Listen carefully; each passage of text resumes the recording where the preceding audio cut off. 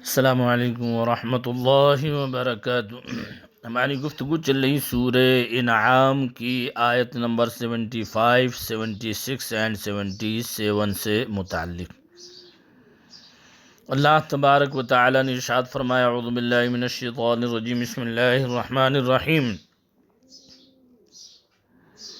وَكَذَلِكَ نُرِي إِبْرَاهِيمَ مَلَكُوتَ السَّمَاوَاتِ وَالْأَرْضِ وَلِيَكُونَ مِنَ الْمُوقِنِينَ۔ غالباً یہ آیت کا بھی ترجمہ ہم اور تفسیر سماعت کر چکے ہیں۔ تو آیت نمبر 76، 77 اور 78، 76، 77 اور 78 سے متعلق ہماری گفتگو چل رہی ہے۔ اللہ تبارک و تعالی نے ارشاد فرمایا، اعوذ باللہ من الشیطان الرجیم، بسم اللہ الرحمن الرحیم۔ فلما جن علیہ اللیل رأى کوکبا، پھر جب ان پر رات کا اندھیرا آیا ایک تارا دیکھا۔ اسٹار سے ایک اسٹار جو ہے ایک تارا دیکھا۔ پھر جب ان پر رات کا اندھیرا آیا تو ایک تارا دیکھا۔ علماء تفسیر اور اصحاب اخبار و سیر کا بیان ہے کہ نمرود بن کنعان بڑا جابر بادشاہ تھا۔ سب سے پہلے اسی نے تاج سر پر رکھا، یعنی دنیا میں سب سے پہلے تاج جس کے سر پر تھا وہ نمرود تھا۔ سب سے پہلے اسی نے تاج سر پر رکھا۔ یہ بادشاہ لوگوں سے اپنی پرستش کراتا تھا۔ کاہن اور نجومی کثرت سے اس کے دربار میں حاضر رہتے تھے۔ نمرود نے خواب دیکھا کہ ایک ستارہ طلوع ہوا ہے، اس کی روشنی کے سامنے آفتاب ماہتاب بالکل بے نور ہو گئے۔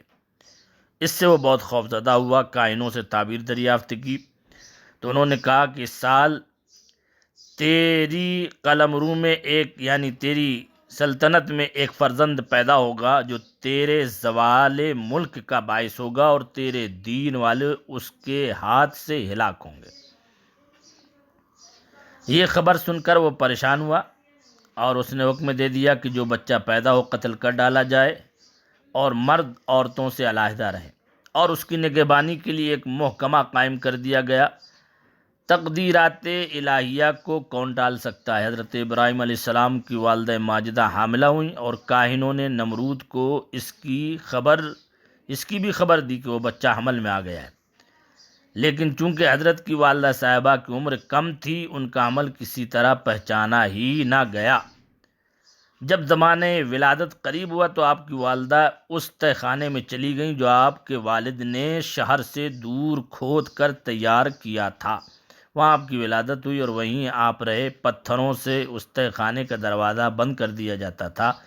روزانہ والدہ صاحبہ دودھ پلا آتی تھیں اور جب وہاں پہنچتی تھیں تو دیکھتی تھیں کہ آپ اپنی سر انگشت چوس رہے ہیں، یعنی انگلی کا سرا چوس رہے ہیں، اور اس سے دودھ برآمد ہوتا ہے۔ آپ بہت جلد بڑھتے تھے، ایک مہینے میں اتنا جتنے دوسرے بچے ایک سال میں۔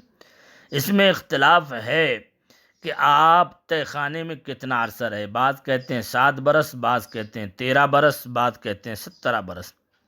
یہ مسئلہ یقینی ہے کہ انبیاء علیہ السلام ہر حال میں معصوم ہوتے ہیں اور وہ اپنی ابتدائی ہستی سے تمام اوقات وجود میں عارف ہوتے ہیں۔ ایک روز حضرت ابراہیم علیہ السلام نے اپنی والدہ سے دریافت فرمایا، میرا رب پالنے والا کون ہے؟ انہوں نے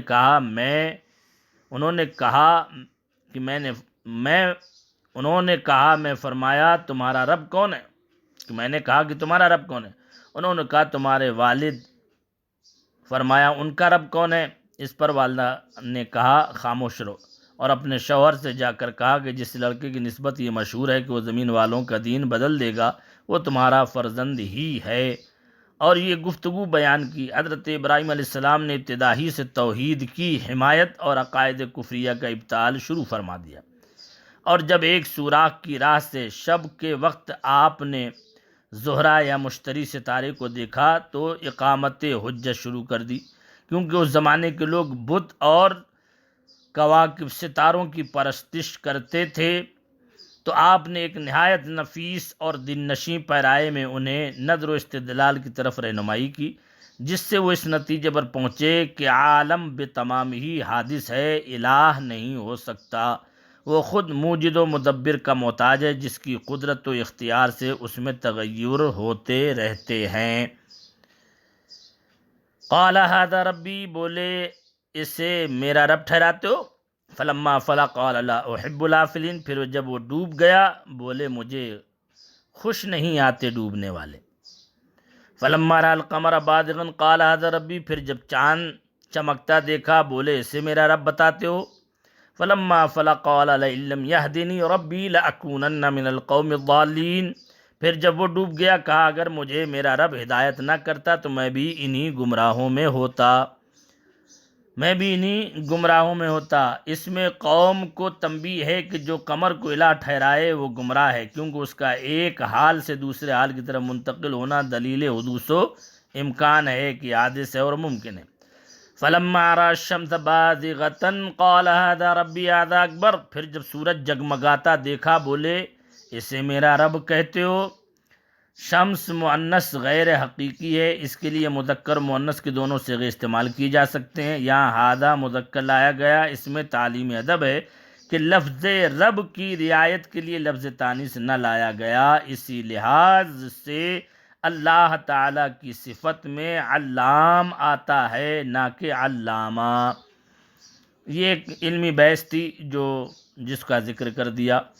قال ھذا ربی، بولے اسے میرا رب کہتے ہو؟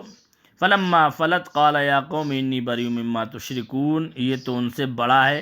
پھر جب وہ ڈوب گیا کہا اے قوم میں بیزار ہوں ان چیزوں سے جنہیں تم شریک ٹھہراتے ہو، میں بیزار ہوں ان چیزوں سے جنہیں تم شریک ٹھہراتے ہو۔ اس کی گفتگو انشاءاللہ یہاں سے کل شروع ہوگی۔ اللہ تبارک و تعالی ہمیں اسے سمجھنے کی توفیق عطا فرمائے۔ السلام علیکم ورحمۃ اللہ وبرکاتہ۔